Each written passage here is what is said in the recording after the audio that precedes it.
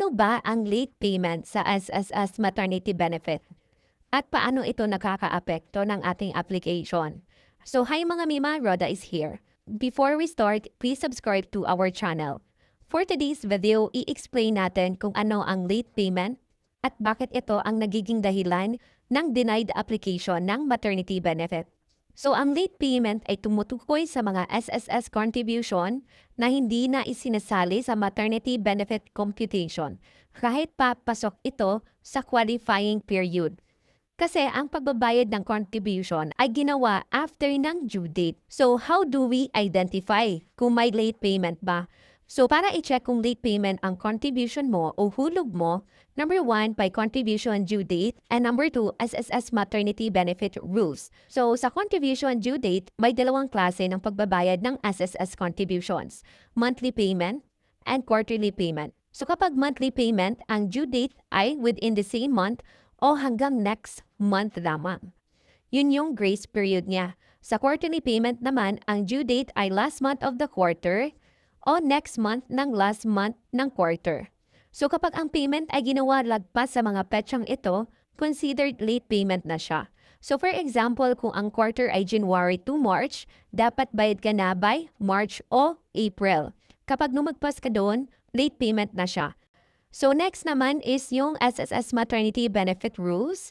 So bawat estimated due date or date of delivery, may equivalent na siya ng late payment schedule. So kapag ang estimated due date mo or date of delivery mo is January to March 2025, ang late payment mo is October 2024 onwards. Ibig sabihin, kapag nagbayad ka ng contributions mo October 2024 onwards, ibig sabihin kung anong buwan ang binayaran mo, that October 2024 is considered as late payment na siya.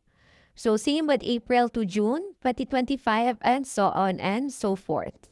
So kapag ang contribution mo ay binayaran lagpas na sa due date o grace period o kaya pasok na siya sa late payment period based sa SSS maternity benefit rules, automatic late payment na siya at hindi na ito i-count ng SSS para sa maternity benefit.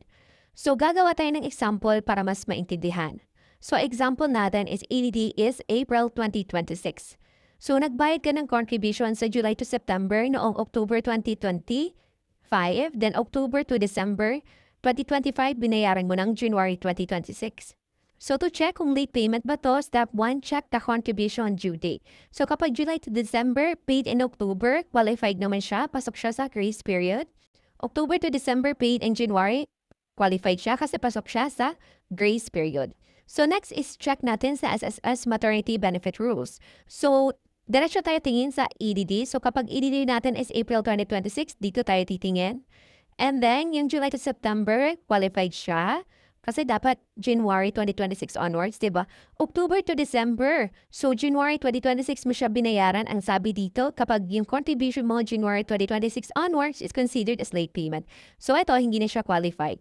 So yung result dito, qualified na contributions mo lang is yung July to September.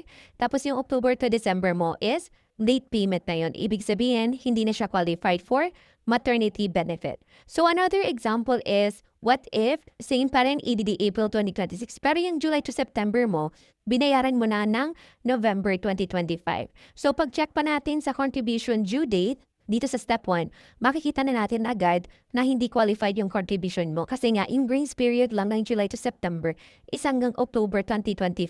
Tapos binayaran mo siya ng November, so considered as late payment na yon.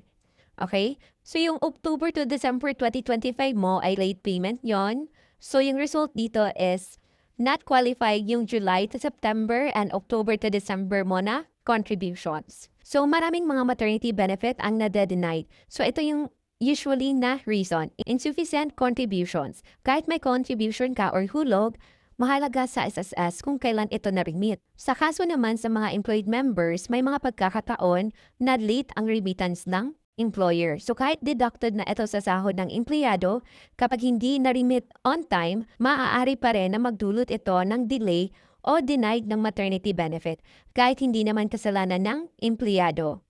Kaya kung ma-denied ang maternity benefits nyo dahil sa late payment, may mga steps tayo na pwedeng gawin. So una, i-check natin yung contributions natin sa SSS portal account.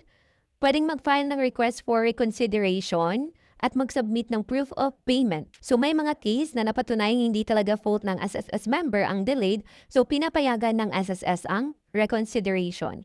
So to recap, masasabi natin na ang late payment ay isang seryosong issue pagdating sa SSS maternity benefit, kaya napakahalaga na alam natin ang due date ng contributions natin at SSS maternity benefit rules at regular nating chine-check ang ating SSS contribution sa ating SSS account. Sinisigurado din natin na on-time yung contribution, lalo na kung nagpa-plan tayo na mag-claim ng maternity benefit.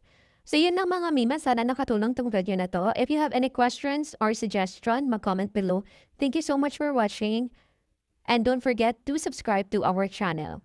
See you on our next vlog.